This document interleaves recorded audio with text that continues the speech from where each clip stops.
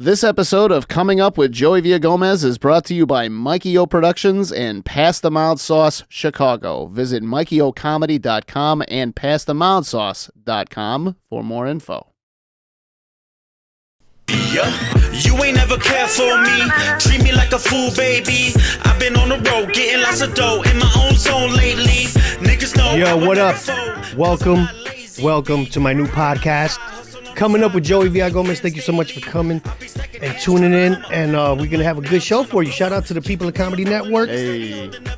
And shout out to my homie J Bones, man. That's his new track right there. Treat Me Like a Fool featuring Do or Die. If you from Chicago, you know who the fuck we talking about, man. But J Bones, you killing it, Joel. That's a fucking jam right there, man. I've been smoking it right into it. So appreciate the good music and always representing Chicago, man. You know how I do it. So anyway, I want to thank everybody for for fucking subscribing to this shit. We're going to have this all on YouTube. It's going to be on all the platforms, so follow me on Instagram, Joey V Comedy. I want to thank La Selva Shop Chicago. They're out of Back of the Yards neighborhood. The homie Rolando with the dope La Yarda t-shirt. 60609, represent your zip code. I want to thank Mikey O Comedy, of course, MikeyOComedy.com for the hottest comedy shows in Chicago. Always represent the Latinos. Shout out to the Puerto Ricans and the Mexicanos and all the Central Americans, whoever's in Chicago. So, I want to talk a little bit about comedy. I do have this is a comedy episode. I got a dope comedian in the house today. So this is going to be a good one, man. But I want to talk a little bit about comedy because last week I did my first show back in 7 fucking months from the pandemic. I did my first show. Like, that was fucking wild. How'd it go? It was off the chain, bro. It was so much fun. So I was more worried about the whole COVID precautions, man. Because, you've been to Mikey O shows, right? People want to take pictures. And there's like 500 people there, too. Yeah, you got 6 drunk chicks trying to lick your neck and shit. So, we're funny. And so, I was just like, man. And I got an injured leg, too. So I'm going to be that asshole. Like, get the fuck away from me. Like, put a mask on. Get the fuck away from me. No pictures. You've already tagged. I got 20 pictures with you from former shows. Re-tag me in that shit. Photoshop my new face onto the old face. Or whatever hat I'm wearing. Photoshop that bitch in, and then we'll take it from there, man. But yeah, it was weird, though, because, like, people want to fucking kick it. And you can tell everybody has that little paranoia.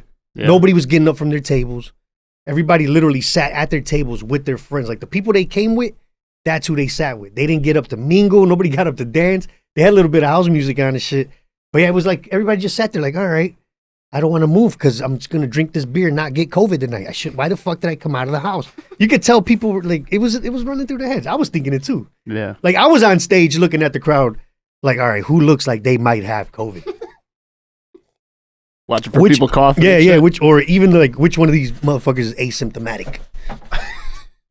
Fucking hugging you and trying to shake your hand. Like, nah, bro, I don't have symptoms. Exactly, motherfucker.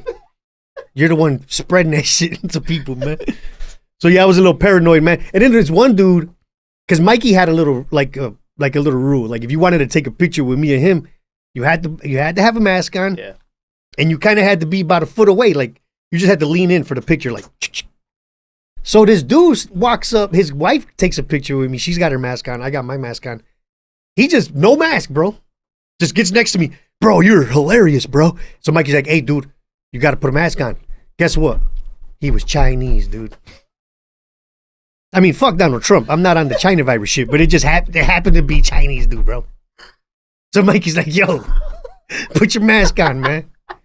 Wuhan represent, motherfucker, put your mask on. No. So yeah, he even laughed. I'm like, hey, bro, come on, dog. Can't do that right now, man. Put the fucking mask on, yo. Like, and then not only that, but Asian people been wearing masks. Like, yeah. For like 20 years. We made fun of these motherfuckers. Like, why are they wearing surgical masks, yo? And now look at us, man. But you know what? We switched it up, though. We got Gucci masks. Motherfuckers. The United States knows how to capitalize on shit. Dude, they got Pokemon masks. Like, these motherfuckers commercialized everything, dog. I make masks now, too. 90s, do you? 90s Bulls shirts. We got masks now. Look at that shit. What's the name of the shop, man? So give you a shout. 90sbullshirts.com. 90sbullshirts.com. So you got like dope bulls fucking. Oh, yeah. Oh, I'm holla at you, bro. Yeah. And I will say this, too, about the whole pandemic thing, man. But, like, if they do, fuck it. Look, I'm 41. I got a fucked up leg.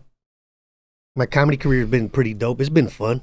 Yeah. My daughters are raised already, bro. They're 22, 20. I feel like I did my job. If you guys got this crazy vaccine, give me one, bro. I'll take it. Because wearing the mask everywhere is a bitch, dude. Wearing the mask everywhere for an hour, 2 hours at a time, I can't do that, man. Oh, shit, that's one of the masks? Yeah.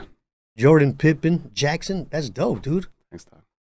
So all you LeBron fans. A little GTA take. Yeah. All you LeBron fans. That's LeBron ain't shit. We got masks for you, too. The goats of masks, yo.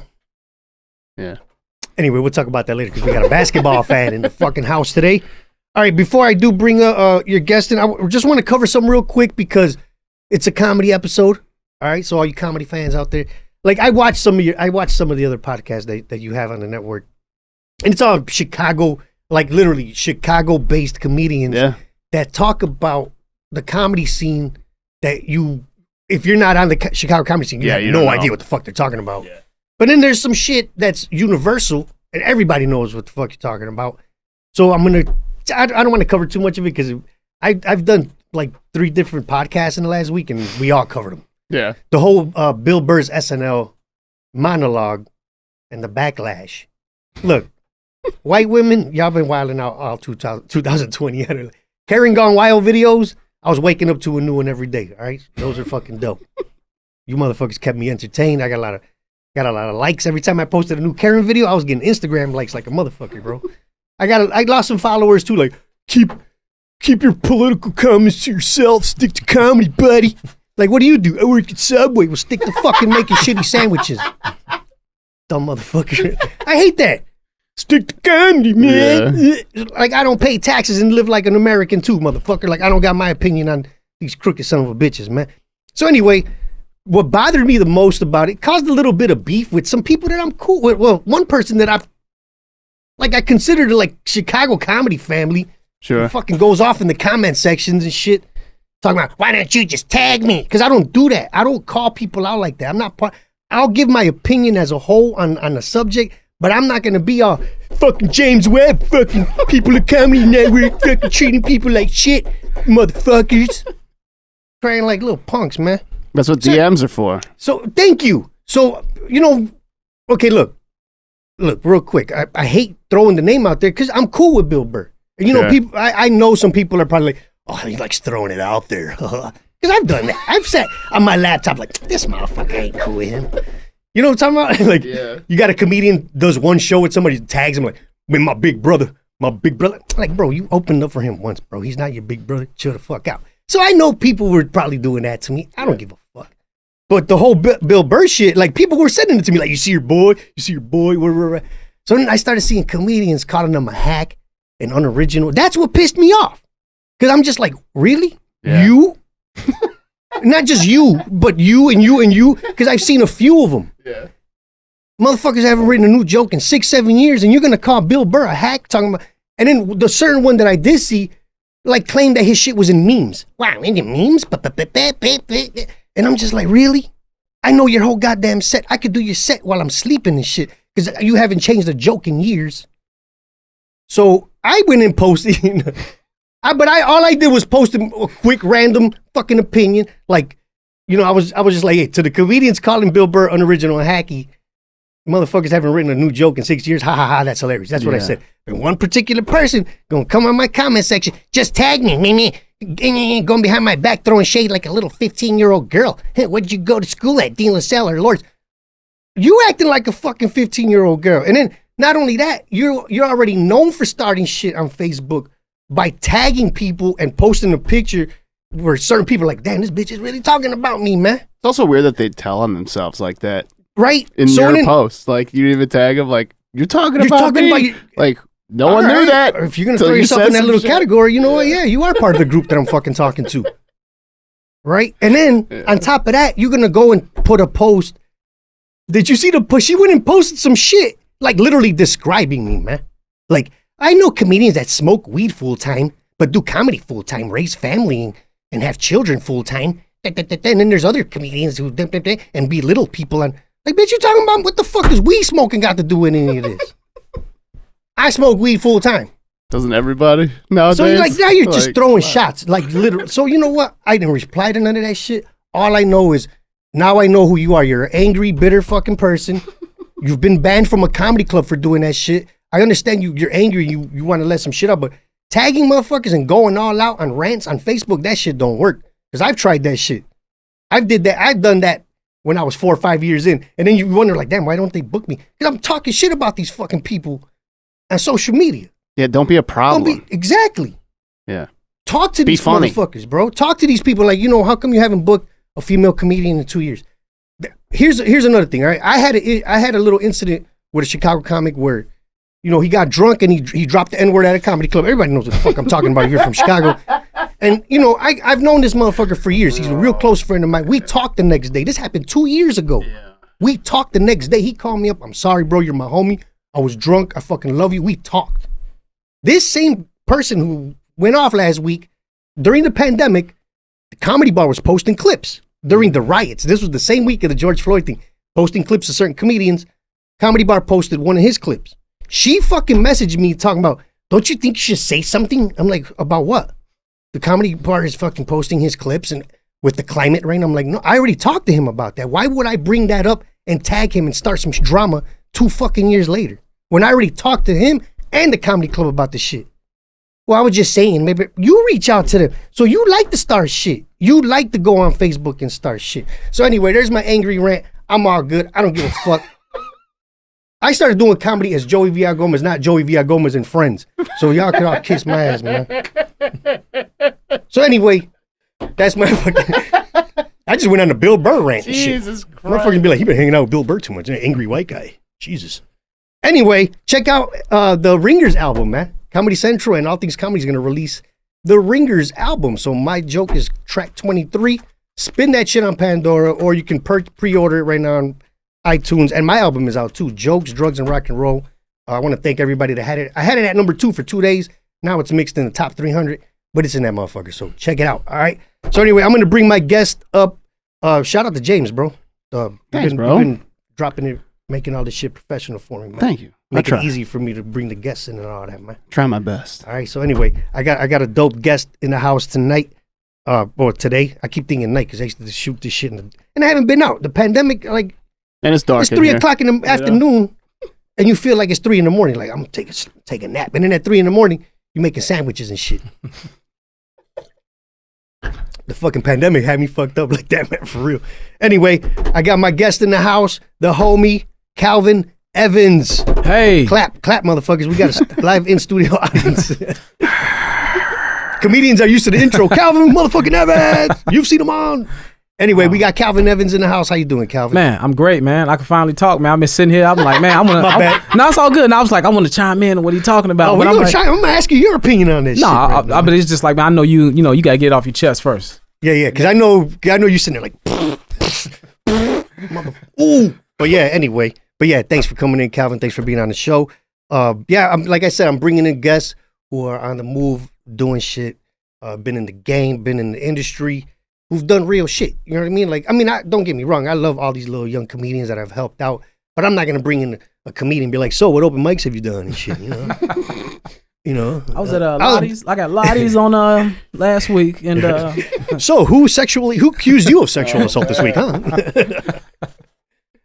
Oh, man. Comedy life, man. Comedy, I think, for the average person, you think is like, oh, just go on and do you go on stage, you do comedy, you go home and you wait till you do it again. It's like, no, it's a whole life. It's a lifestyle. It's definitely a lifestyle. People don't understand. It's like a fucking musician, bro. Mm-hmm. Or a baseball player. This is what I always compare this shit to baseball, bro. The motherfucker that ain't in the batting cages is not regularly getting hits, bro. Mm-hmm. You know what I mean? Yeah. Average is low as shit. But once in a while you hit a home run, but it don't really matter because your fucking team's always losing. But if you're not constantly just doing it and practicing, you just don't get better at it. You know what I mean? Mm-hmm. And I mean, and also to that, it's a lifestyle. You still part of that. You want to make it to the major leagues? Mm-hmm. Baseball is your fucking life. Mm-hmm. So yeah, do comedy. Baseball's hard, bro. I tried to play baseball once, man. Nah. Stop growing, bro. I was like, you know what, man? This bat heavier than me, man. Fuck all that. So, yeah, fuck. So comedy, man. That's why I do it. So anyway, I was talking about the Bill Burr SNL monologue. Mm-hmm. As a black man, Did you watch it? I did. Yeah, of course you watched it. I didn't share it though. Exactly. Yeah. That's one of the points I always try to make too. Like as an up and coming comedian, and that's another thing too. This person is not really up and coming. You've been around already. You've worked. You've been on TV. You know how the game works. And I'm not telling her to shut up and not to give your opinion. Mm-hmm. But when you go on social media, which is the way every fucking superstar, famous person, comedian gets in trouble or gets into some shit, is by going on social media and going on rants. I always look at it like, how are you going to burn bridges that you haven't even fucking gotten to yet? Yeah. You know what I mean? Like, you out here calling Bill Burr unoriginal, blah, blah, blah, blah. But if he comes to Chicago with a Ringer season 2 auditions, who do you think is going to be in fucking line trying to get on that shit? You know what I mean? So it's just, those opinions, you talk amongst your friends, you're at a bar, me and Calvin, you know what you think about the Dave Chappelle. But you don't go on, man, I'm so disappointed in Dave Chappelle, motherfucker. You might bump into this motherfucker at the show. And I think the problem is, it's not that it's a problem. When you the whole reason when you post this, it's a comment section. So you put your opinion up there and people get to comment on they get the rebuttal. Get the comment on your opinions. You know, some people turn them off. But in Facebook, no, you gotta take it. And I don't have a problem with anybody having an opinion. I have no problem with anybody having an opinion, but don't feel attacked when you get the backlash, because that's where it kind of upset me. Where like, damn, now you feeling like we're attacking you, because you know she kind of came at, well, I got these comics saying this and this and that about me. No, we're just disagreeing with you. and I mean that it's kind of hard. It's kind of hard to separate what he was taught. You are what he was talking about. You fit into the category of what he was talking about. Proving his point. And again, I don't have a problem with anybody having an opinion. You know what I'm saying? As a comedian, I appreciated his monologue. That's like if somebody was like, man, Chappelle's special was whack. And it's just like, you know, and I, as a fan of Chappelle and liking his special, I'm like, man, what do you, how? You know what I'm saying? And then also within that, you're saying, oh, you're also a comedian. So you understand. I'm looking at it as he said something that was poignant. He said something that needed to be said on a platform where people watching is going to reach the people. And it's rarely said on that platform. Right. So, I mean, whether it was a meme or not, I feel like with him saying it, shit, it's been jokes I heard somebody say that I said, and I was like, damn, they on TV saying the joke. So it's like we all have similar thoughts, and sometimes it gets to it gets out somehow somewhere else, and it gets to on a higher platform than when you said it or originally wrote it. And see, that's where I go. I take it a little further when I hear comedians do shit like that. Because as a peer, like, okay, me and you are boys. We've been doing comedy together in Chicago forever, right? I finally see you on Comedy Central, Calvin, doing this 30-minute special. I'm going to sit there and be like, Calvin's, this motherfucker up there doing his jokes. And then you do a joke, I did the fucking TSA joke. Instead of, I look at these people that get bitter and post their fucking negative opinions. They watching your special like, that bit never works at fucking CYSK. Like, they're breaking down your set now. You know what I mean? Like, that's how I always see these motherfuckers that do that. And I mean, because if they're doing it to the greats, instead of saying, oh, you know, fuck, Bill Burr could have did something different. Now you're gonna tell me something that's not been on a meme before. So original, fight me.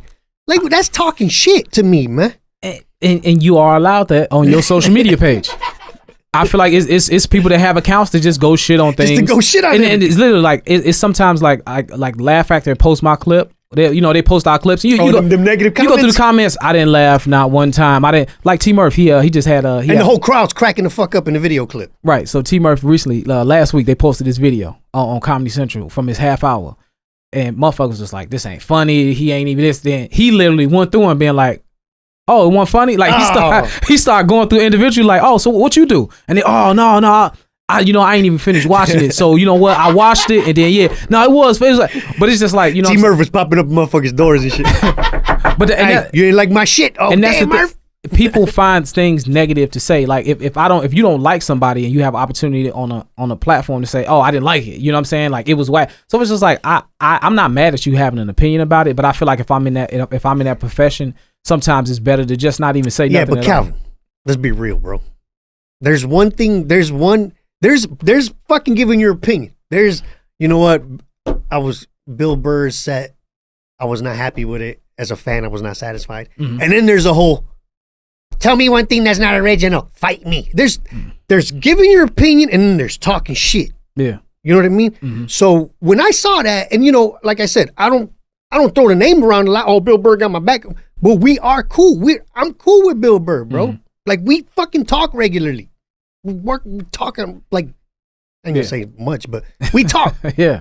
So at this point, I'm defending one of my boys, bro. Yeah. Like if somebody were to say that shit about you or Abby or just post some negative shit, fucking tags James Webb, people at Comedy Network. It's like some motherfucker that really doesn't work a lot or hasn't written a new joke in fucking 10 years goes and does that. You know how many people are gonna be like, yo, calm the fuck down. You're talking out your ass. That's what happened. Yeah.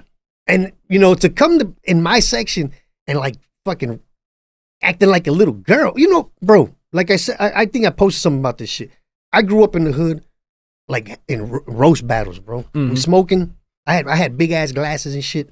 My little black friend from me be like, you big forehead motherfucker, right? And I had to come back with him and shit. Yeah. So we grew up roasting, bro. Yeah. So when I'm reading them comments, like my head was fuming, man. Yeah. No, I mean, I felt like I wanted to get into her, bro. Like, what the fuck is wrong with you? But then at the same time, you know what? I respect you as a person. I've known you forever, but now I see how bitter and angry you are. I'm just gonna let you be.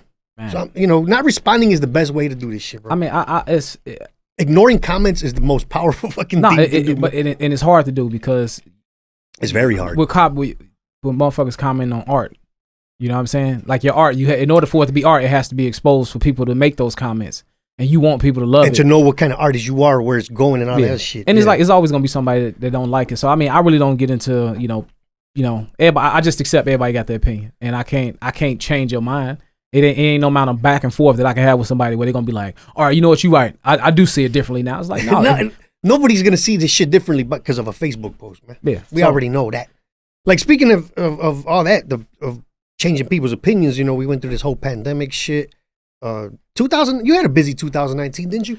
I think you was out in LA, didn't you shoot Southside? I shot Southside in 2018. It came out in 2019. Yeah, that's how a lot of that shit works. A lot of people don't know that. Yeah, it was so people like, man, you on TV, you got money. It's like I shot. Or they think you fell off. Hey man, didn't you shoot some shit 2 years ago, bro? What happened to that? And what's messed up about South is good, but it's also messed up is that Southside came. We shot Southside. I was super excited for it. Came out summer 2019. It had rave reviews. People loved the show. Comedy Central did not rerun the show at all. I noticed they didn't. Somebody was posting it because they were airing it on another platform, weren't they? So they moved the show. They moved the show to HBO Max, which is great. Oh, okay. So now there's no TV restraints on it. You know what I'm saying? In terms of like language and content. Now it's on HBO Max. We can go crazy. Damn shit, I'm gonna check that out now. Yeah. So because it's a funny show. I'm not even saying I'm a reoccurring character. I'm not like a main cast character, but it's just like I still watch it because it's Chicago and they like it's super authentic to Chicago. So if you get it, you get it. Yeah, and like a lot of people don't like when I had to explain this shit to a couple white people, like about what the show's about, like a rent-a-center. These motherfuckers are coming to take the shit you rented that you do not own. Right. And like people don't know, like bro, I grew up in back of the yards, man. I had neighbors like like a family came straight from the projects. They live in this little house on my block now. The government. This is when they started knocking all the projects down, right? And giving a lot of these people that lived in like Section 8 homes or the projects, they were giving them these vouchers to buy a home, right? So my neighborhood is ghetto as shit, but it got houses. It's not projects; it's just houses. Yeah. So a couple families moved into the neighborhood, and one of the families, one of my closest friends ever, we grew up with the whole family. Everything in the house was rent-a-center. Like. You're like, hey, what happened to that big ass TV you had last week? Oh, we sent that shit back. Rent-a-center came.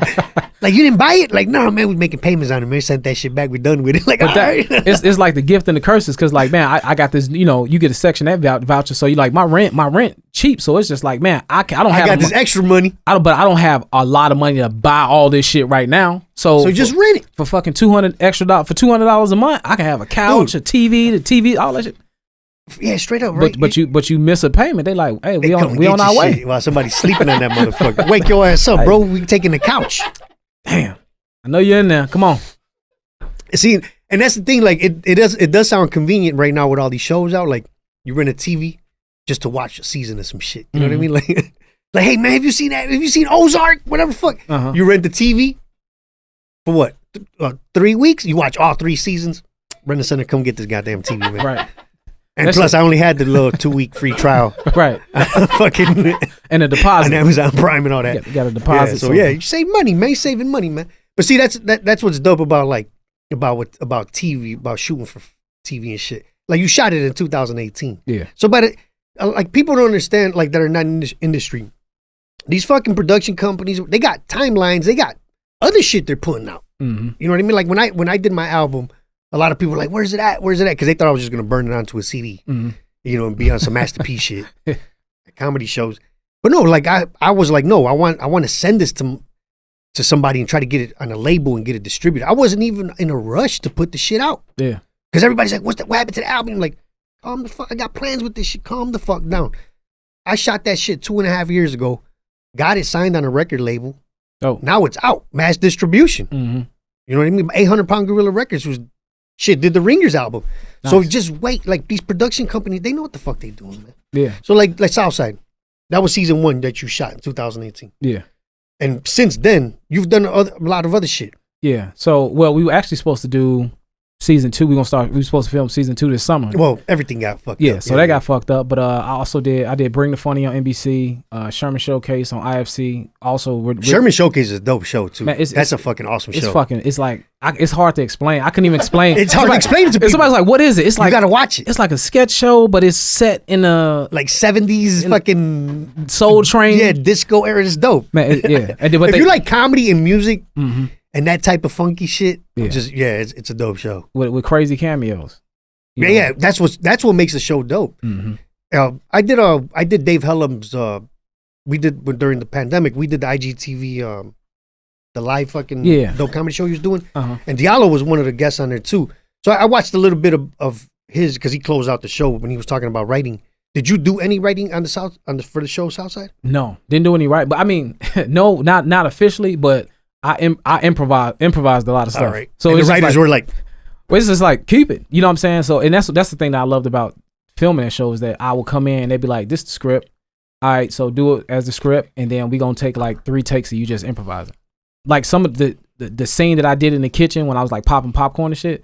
I improvised that in an audition. Oh shit! Like I opening the stove up, putting the pot in the stuff. Like I improvised that. Like and so they liked it. And they were like, you know what? Just do that again. Oh, that's dope. So man. I didn't get it ain't no writing credit, but I just appreciate the freedom to be like, man, I created that. You know what I'm saying, on the spot, just based on what they wanted in the moment. and see a lot of like you get this fucking feeling too. Like you watch the show, right? Like I remember the scene where you're holding a mic, you're running through the street with a microwave or some shit, right?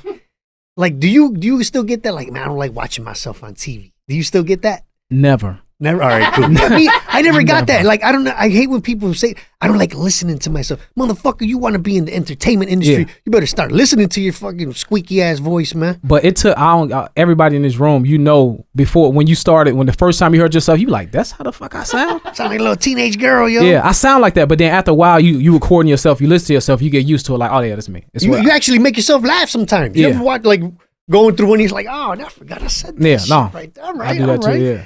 Yeah, you get a little fucking, I accomplished some shit. You know what I mean? That's dope. Yeah. But see, like 2019 was a dope year for me too. I remember like when I was in LA, when we shot the Bill Burr thing, you was out there.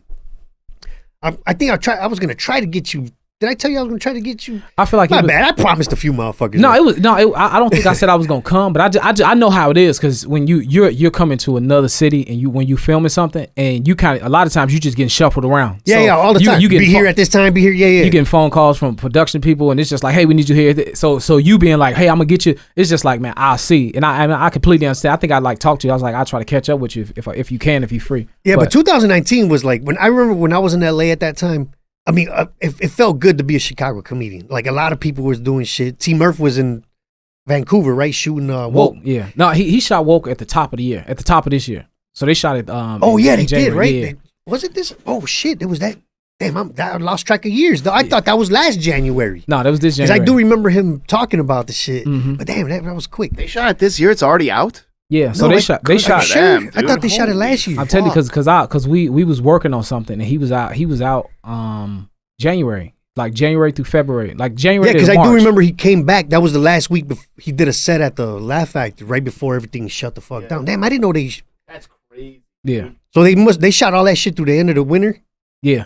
Damn, that's crazy, dude. That's a fucking awesome show too. Good for them, dude. Yeah, that's what a dope. production I mean, to team get it they out. got. Fuck. And it Right before everything, they must have known something, yo. No, They were like, "Hurry up, shoot this shit! That fucking virus is coming, man." But he said he had it. He caught it while he was in Vancouver. Like, didn't nobody know what it was. Though he was just like, Oh, man, okay. I'm sick of shit. I think I just got the flu or something like that. You know, Nate Bargatze just did a new bit about that. Like everybody said they got it. Like, cause me and James were on the phone. We're like, I think I had it back in February. We dude. Like, definitely got it in January or something. February, like usually like during the winter, you know, you get sick. So like, if I had like a little cough or something like that, or my nose stopped, like let me just drink. I'm gonna just drink tea every day until it kind of like start breaking up. the shit wouldn't go away. For the entire month of January, I just would all day, every day. It would just cough. Like, you know, at nighttime when it's dark in the room and you just like, and you're like, man, what the fuck is wrong? Like, Shit just got dry out of nowhere. and you just keep saying, man, I just got this cough. And I you can't think get it's rid some of. other, like, I need a humidifier in this motherfucker, something. You're trying to figure something out. Cough suppressant, all that shit. That late cough ain't no joke, man. And see, I had something similar to that. I had a runny nose and like my body aches for like a week and a half. This was like right after I fucked my leg up. Yeah. And I was still out. I did a couple shows on crutches with my fucking calf muscles swollen. Dude. I did because these were headline shows. Like, I need the money. I really need this money. Right. This ain't Laugh Factory. Keep that little $75. Like, this pays bills, so I had to show up. But yeah, I remember that week. My wife, my daughters. Every time I would be around somebody, they're like, "Motherfucker, you're not taking it seriously." I'm like, "I gotta go do this shit." They're like, "You're gonna end up in the hospital with fucking COVID and a fucked up leg." But yeah, everybody was paranoid, man. That March, the whole pandemic. I feel like March was like when NBA canceled. They just started canceling shit. Yeah. And my shows started getting canceled. Like I was supposed to do a late night set on Conan. Oh damn. End of March, I had the shit was like set up, flights and shit booked. So I'm like, man, I'm super excited. And then March 13th, 12th or something like that, we shut everything down. I was about to do Loyola. All that shit just got canceled. Like, no lie, I was about to do JFL, man. Damn. Like, I got the email directly from JFL. Bill Burr was gonna headline the July 25th night. He was gonna, and I was already like, yep, I'm getting my fucking plane ticket. Like, yeah, man. JFL is the funnest shit. Like, it's like comedy. It's like comedy camp. Yeah, featuring. I was gonna go as already a Comedy Central dude. Fuck New Faces and all that. That was the dopest part about getting the Bill Burr thing, was like you literally jumped over all that New Face shit. Yeah, like you're in. Like you jumped over that. And everybody in the industry is in JFL. So when you on that stage and you on stage with like, Bill Burr, it's like, yo. I got the email from Jeff, from like, hey, just fucking, we got clips or whatever, send us this and that, blah, blah, blah, blah. And then the shit hit, and then like the month of March, I remember, you know what, we're gonna postpone everything, but don't worry, we got all your clips, blah, blah, blah. And in April, bam, everything's done. Nothing's happening. COVID was like, stop what you're doing, motherfuckers, I'm about to ruin. And I was a little depressed, yo. No, I was on the couch with a fucked up leg, like I'm not going anywhere. I feel like everyone we know was like real close to like catching that big come up. I mean, dude, you was about to do Conan? Yeah, I had, man, it was. I mean, I'm not sitting there. I don't want to sit. I'll probably fuck around and get depressed all over again. I know, about me too. All the shit that was like lined up, but it's like, fuck it. You know what I'm saying? Like, it is what it is, and I think it was like more so like, you know, let's be safe. We don't know what the fuck this is. Yeah, that too. Because you don't want to, like, I mean, think about that too. I mean, JFL's in Montreal. I mean, look what happened here. The Canadians would probably be like, hold up, motherfucker. You're Mexican and American? You are not coming across this border. And it's like, but also JFL, people come from all over. They're all over the fucking so it's place. like, You're man, gonna get it. Like, that's a motherfucking cesspool of fucking disease. Yep, you know what I'm saying? They put you in a little hotel, right? Mm-hmm. With a Republican-ass comedian motherfucker who don't believe in masks and shit. So you're like, fuck. Right? And then they send you to the show. And the motherfucker that goes up before you spitting, talking on the mic, that motherfucker's from Wuhan, China. He's the funniest motherfucker. He wasn't fucking funny. He wasn't funniest. He's like, man, we found him online. Comedian, Funniest in Wuhan. That's fucking hilarious. So you're probably like, man, I'm sleeping with a Republican motherfucker who don't believe in this shit. Oh, that's funny. I got my openers from Wuhan. Yeah, you fucked up, man. Yeah. But I'm to a point now. I'm to a point now with the viruses. Like, I feel like till this day we still don't know. We don't know. And it's like that first 2 months when you turn every night. Because I don't even watch the news, but just we might have antibodies and shit. But who the fuck? I don't know. But I feel like that first 2, 3 to 4 weeks, it was like COVID could jump 6 feet, no 14 feet. It lives on boxes. It can live on plastic bags. Plastic bags. When you go home, wash your hands, take your clothes off, leave your shoes. Remember the 20 seconds? Man, you gotta wash your hands for 20 seconds. Man, it was so much shit to the point I stopped watching TV. And then I got to a point where because in LA it was nothing going on. There's like LA shut everything down before everybody else. Everything shut down. So it's like out. If you're not going to the grocery store, you have no reason to be outside. So I'm sitting in the house every day. And then it's like LA is depressing when you don't got shit to do. Man. It's a depressing fucking town, man. It's because it's so widespread. There's no public transportation. Mm-hmm. If you're gonna walk, you're gonna either walk up a goddamn hill or down a motherfucking hill. Even if you know, like I know people in LA. But because it's so wide, it's just like it ain't like Chicago. It's just still like an hour away just to get to a homie's house or some shit like that. So I'm in the crib. Luckily, me and my girl, we stay together. So it's like we got each other to get through. That was the thing, man. Like I did feel bad for a lot of. I think we talked about it in the last episode where there was a lot of like a lot of these young comedians that are not from Chicago that move here, and their families are like in fucking Pennsylvania and Arizona, and they're here in a little tiny ass studio. Cooped the fuck up, lost their job, no open mics to go to. They don't live with anybody. Right. They don't have a pet. That's some suicidal shit. Like I was like literally worried about like, man, I wonder how that motherfucker's. And I'll go to check his Facebook. Like, he's still cracking jokes and shit. All right, cool. Yeah. He posted a movie review. He sounds all right. Yeah.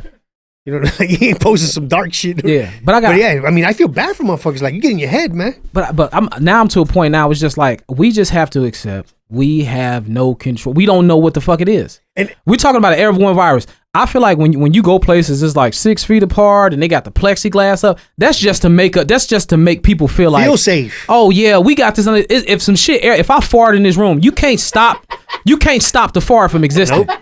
We talk. This shit lives in whatever the fuck. See, what the fuck are we? The only thing exactly. So, exactly what you're saying, bro. This is what I don't understand about the motherfuckers that just don't want to wear a mask at all. Mm-hmm.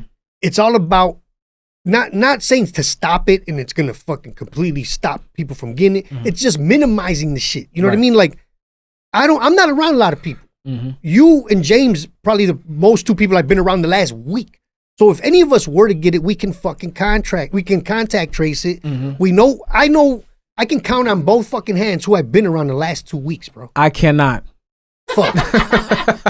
Well, if you get this shit, motherfucker's temperature. I'm fine. I've been going places, but I'm obviously wearing a mask. Yeah, but I go home to paranoid motherfuckers, man. Yeah, my daughter be like, "Where were you?" Was none of their goddamn business where you. But see, and that's another thing too. It's one of those things where like, all right, you've been around people, right? Mm-hmm. And I'm pretty sure you follow the precautions. You don't show up. I ain't wearing no fucking mask, arguing with motherfuckers, right? Mm-hmm. I'm pretty sure you're doing your little precautions where you're not shaking everybody's fucking hands. No. You don't smoke weed, so you ain't sharing no blunts with people. Right. So you minimize what you're doing as far as getting in close contact with people. Like when I did the Mikey O show, he introduces me, right? Like, give it up for Joey Villagomez, and I have to wait because he fucking take the mic, disinfects the wipe, disinfects the mic stand, all that shit.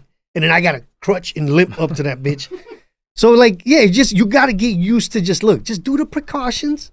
And then everything else flows, man. It's like but if you just run around like Donald Trump, you're going to get that shit. It's like wearing a condom. You know what I'm saying? It's just like with your dick hanging out, slapping everybody with it. You're like, get something, man. You don't want, like, nobody, no guy likes putting a condom on. But like, no guy wants the burning dick. Right. You when you in the mix, it's just like, all right, I got to stop. I got to go get this fucking condom. It's like, But it's just like, don't be drunk because that motherfucker ain't getting back up. You're like, fuck. And but even if you don't, it may, you know what I'm saying? Even if you don't, you may not catch the shit not wearing a condom, but you just run the risk of it. You're running the risk of it. You just run the risk. Put it this way, not wearing the condom, your 100%. You just went from 25% chance to 98. No, condom, which is a huge fucking condom, difference. It should be 100%. No, I don't know. Them motherfuckers.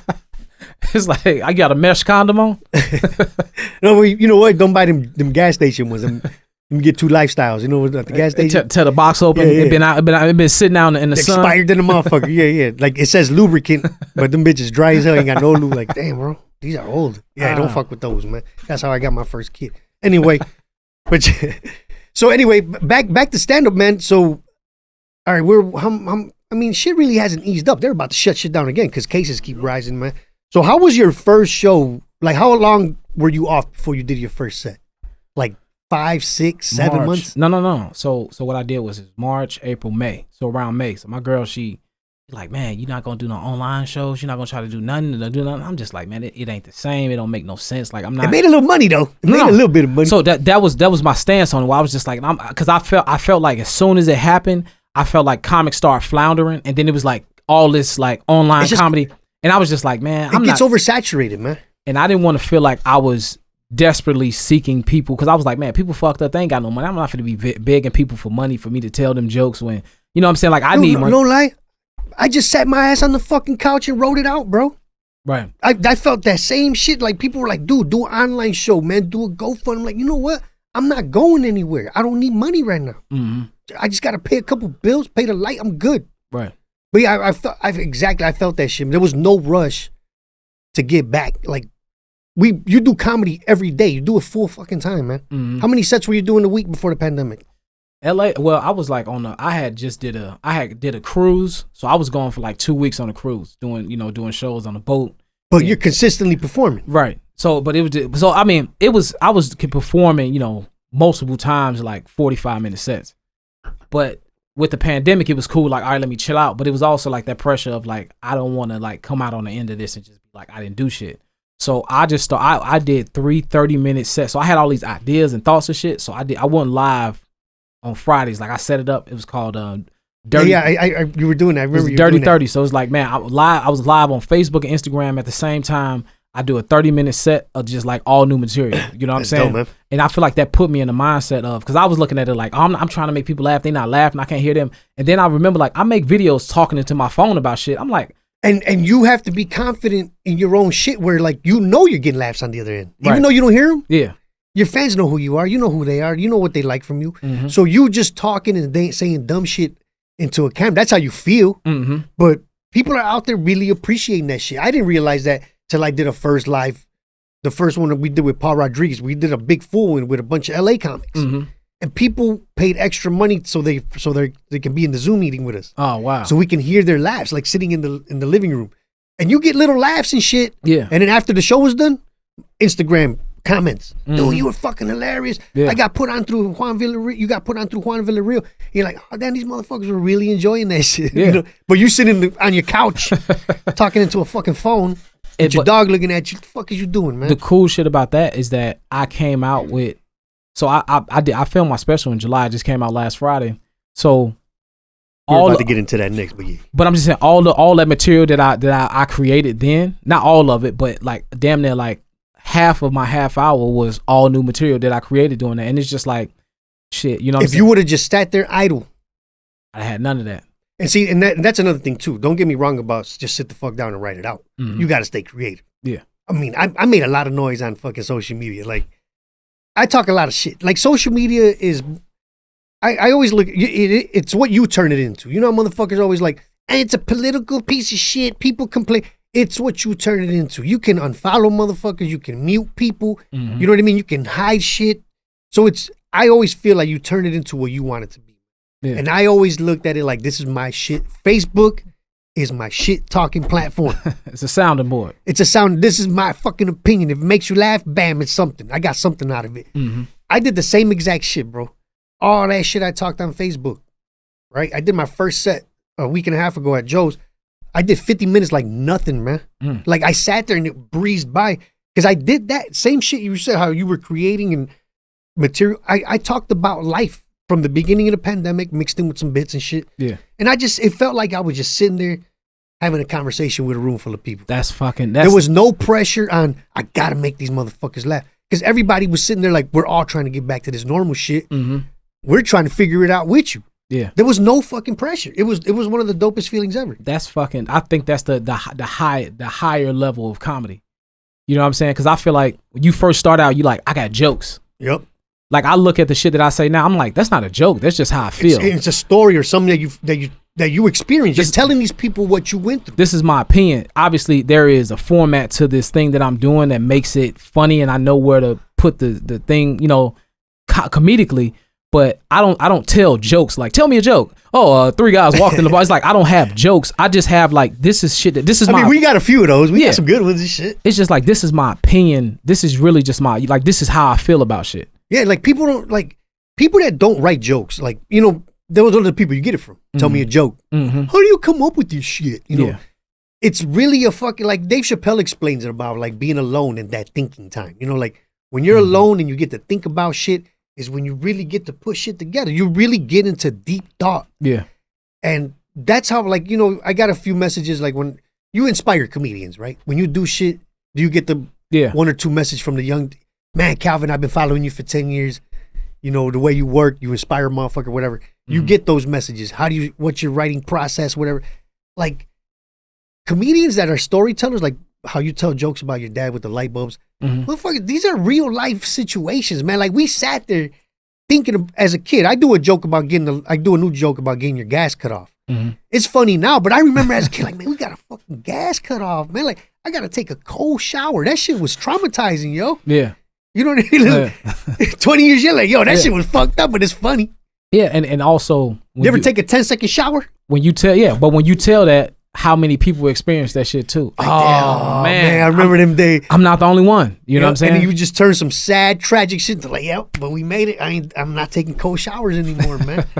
If nothing else, I ain't taking no cold. I'm still hungry, but I ain't taking no cold showers. I'm taking cold showers, man. But see, that's why I feel like the pandemic, like as a creator, you know, because we are creators. I mean, we create. We're actors too. Like, I've never acted in my life, but when I get on stage, I mean, I get into the fucking bit. If I'm doing a joke about my dad, I act like my dad and all that shit. Yeah. So I feel like this pandemic did kind of like not revitalize me, but it kind of made me go in a route like, what kind of, I've always been a storyteller, but it was more like, all right, what do I want to talk about? Not like, all right, I talk a lot about my dad, talked about raising my kids.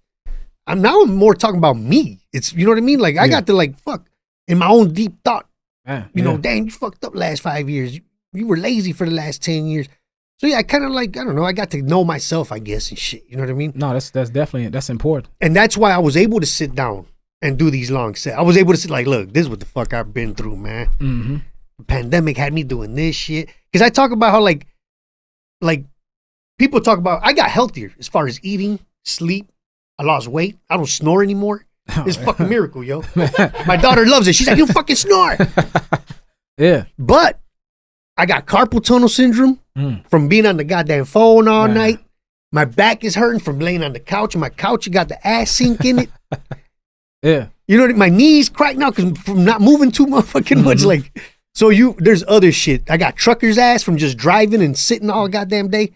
So there's, you know, it was good in one thing, but it was kind of fucked up on another end, man. But I feel like if nothing else, I feel like your mental, as long as your mental health is that's the main one. I mean, physical health is all super important, but mentally, if you healthy mentally and you yeah, because when you're not healthy mentally, you don't want to do nothing else. You don't want to fucking, even if you have to exercise, you got no fucking motivation. Yeah, you know what I mean? Like, and then that's another thing too, man. Like, that's why I felt bad for a lot of these comedians as far as like being stuck in, you know, a lot of comedians commit suicide, man. I mean, we know a few.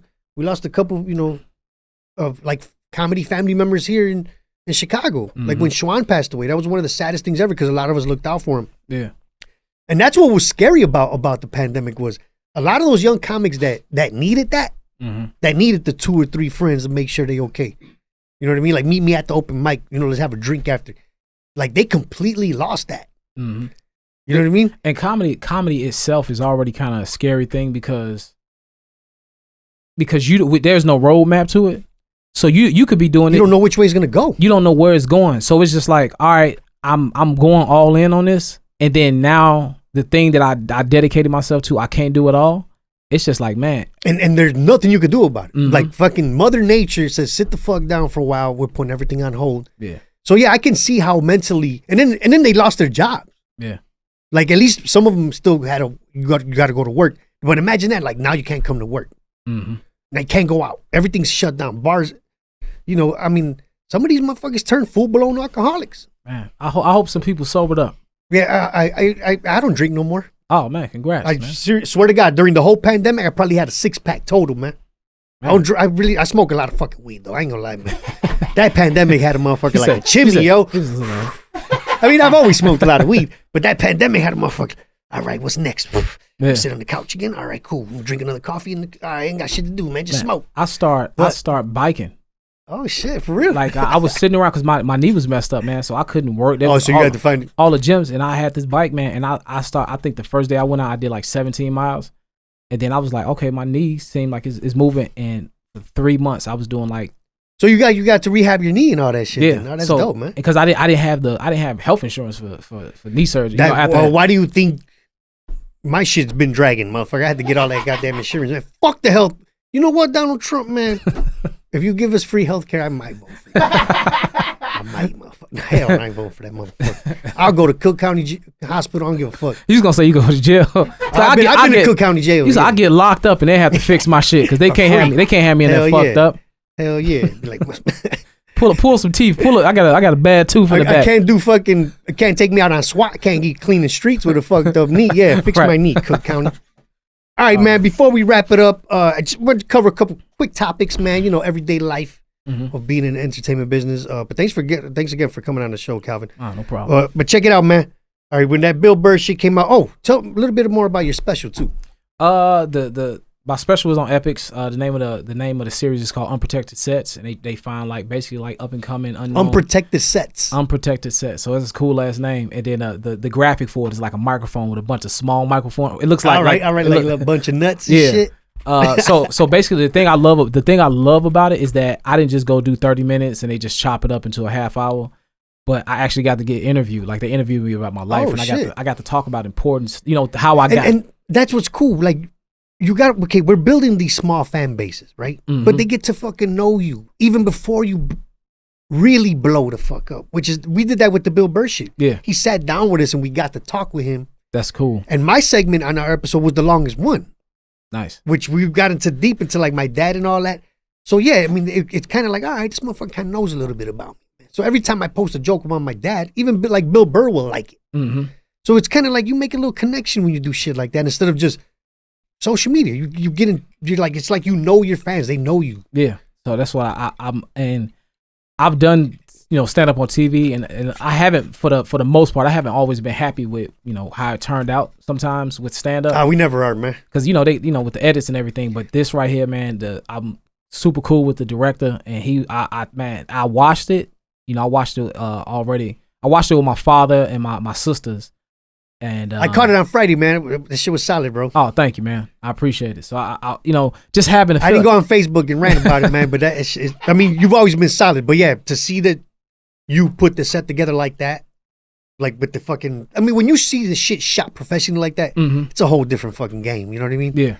Like then, we got some footage of you from Laugh Factory, but then to see that shit, a real legit TV production. Yeah. It was sick, man. Man, and I took that with everything that was going on in the pandemic. I want to talk about some real shit. Like if this was Comedy Central, I would have went up and just told jokes. If it was like a regular Comedy Central, it would have been like I'm telling jokes that y'all can clip out and put online, and people would be like, these great bits. But that one, it was just like it was laughter in it, but I felt like I was saying some real shit in there. You know what I'm saying? Like I feel like when people walked away, like, damn, I never even thought about that. Like we were talking about earlier, you felt like you were just talking to the crowd. Like, look, man, this is what I've been going through. Yeah. Conversation. That's why if you can get on stage and feel like you're having a conversation with the crowd, and it's just a funny conversation, they're laughing, that's when it feels easy. That's when stand-up feels fucking easy. And then when you like, all right, I'm finna get out here, hey, no. Oh, yeah. Before I get out, like, they want more. All right. Yeah, but like, no, check out my album, motherfuckers. This is on my album, man. But that's dope, man. So I'm glad, I'm happy for you, Calvin. You did your 30-minute special. Thank you. Which is probably gonna lead into an hour special in series, hopefully, because that's the goal we're all on. Like I'm hoping my little 5-minute clip, put a little faith into all things comedy. They got my album. I listened to my old album, and I was just like, damn, I forgot I did these bits 3-4 fucking years ago. So you know what I mean? So it's pretty dope, man.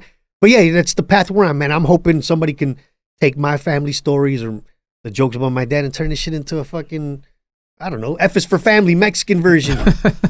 F is for familia. F is for familia. But yeah, that's dope, man. It's dope. I remember when I met you, I don't know if it was the first show I did with you, but like you looked young as fuck, dog. Man, we was like at what was that? We were in the fucking living room, yo. Remember we were in somebody's living room. Remember Remember Demetrius Johnson? Yeah, he used to be doing those shows. But we used to do what's the lounge on down Cicero? Not Cicero. Watra? Watra. That's where I did some shows at Watra too. No, but did I book you for that? Like I remember doing the show at Watra. That's why I remember. No, but I remember that's where I ran my show. But like the first time I actually worked with you and saw you perform, like oh shit. Oh, you know what? Yeah, this is Calvin Evans. Like me, it was like me, you, and Allie.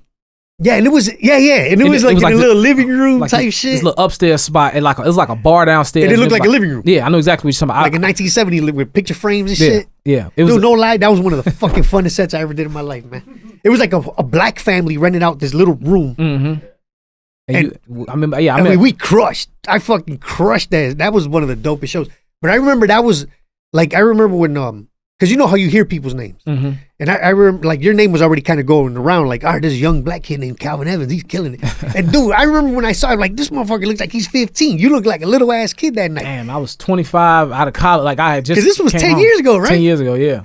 I mean, I probably look like a little-ass kid, too, but as a grown... I'm already a grown fucking man with kids. That's why I'm like, man, this dude looks young. He's going to kill... Like, no lie, I remember, that, like, watching your set that night, and in my head, I'm thinking you're, like, 20. Mm-hmm. Like, that night, I was just like, oh, this motherfucker's going places.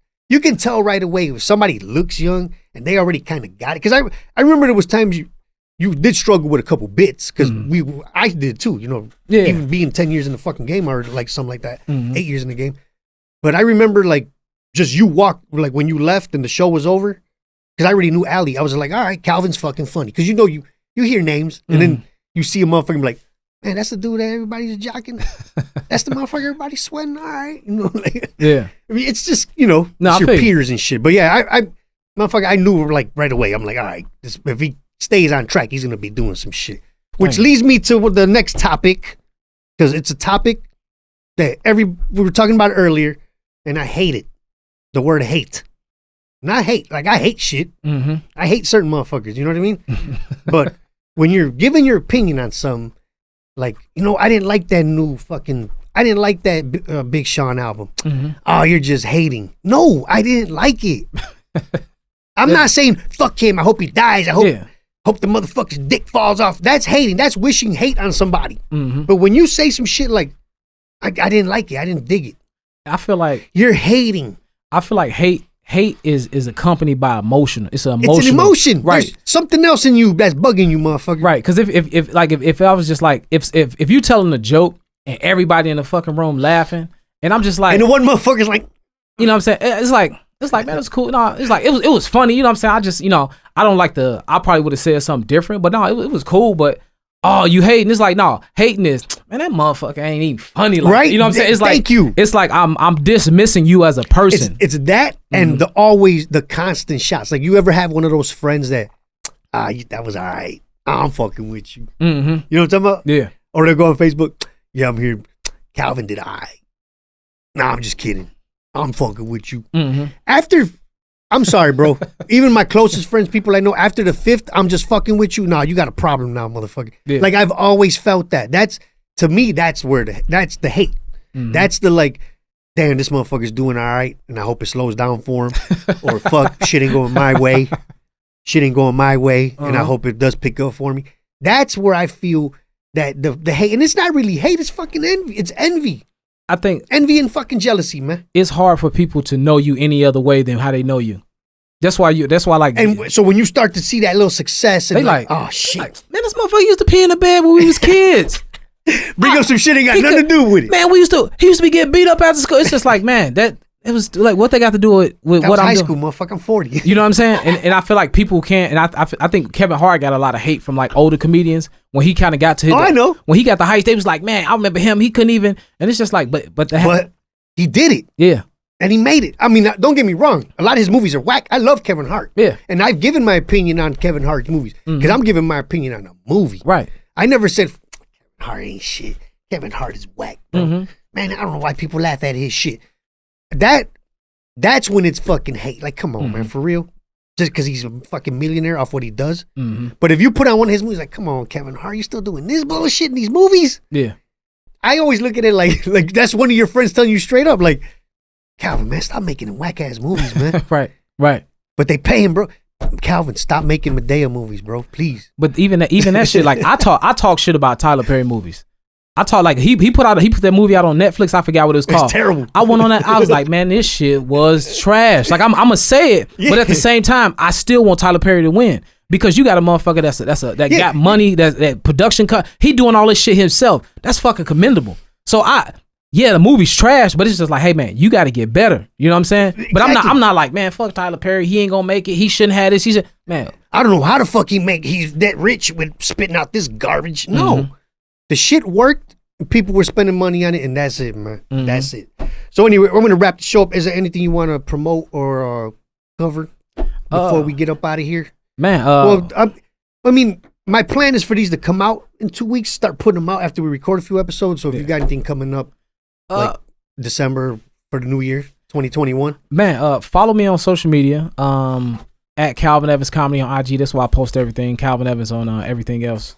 But please go watch my epic special, man. They put me on the first episode, man. The network really liked my set, so they got me as the lead off unprotected sets. Fucking funny, man. Calvin's one of the funniest dudes in the game. Thank you for coming on the show, man. Thank you for having me. Appreciate that, bro. And spread the word amongst the black people that Mexican dude got this hot podcast coming out, man. Oh no, man! I'm trying to reach out to all the black and brown people, man. I share everything, man. Chicago over everybody. Minorities unidos, ese anyway. So check it out, man. We're gonna wrap this episode up, man. I'm gonna thank everybody again for tuning in. Make sure you subscribe on YouTube. We're gonna have all this shit out, iTunes, all that. Just follow me on Instagram, Joey V Comedy. You're gonna see all the hot shit coming out with my new album coming out. I got a couple headline sets coming up. I'll be doing more shit in December after I get my leg fixed and all that. I'm still working. I don't give a fuck. Give me a wheelchair. I'm rolling up, yo. Man, I gotta get you on my show, as seen on TV. Well, hey, throw some fucking December dates at me, man. I'm down with it, man. I got you. And like I said, I used to talk shit about comedies that sat down, but that's because these motherfuckers chose to sit down. Mm-hmm. Dude, do an hour sitting down. That shit is comfortable as fuck, man. I'm sitting there with a drink. You got to be a funny motherfucker to sit down. Yeah, you do got to. You got to be. You got to have the gift of gab, bro. You got to just be able to talk, man. Yeah. Because if you're an animated motherfucker, or you got to fuck stools and shit like that, or fucking make out with the mic pole and shit, yeah, it ain't gonna work out, man. So anyway, thank you for tuning in. Coming up with Joey Villagomez. Appreciate all the love, man. Thank you. We out.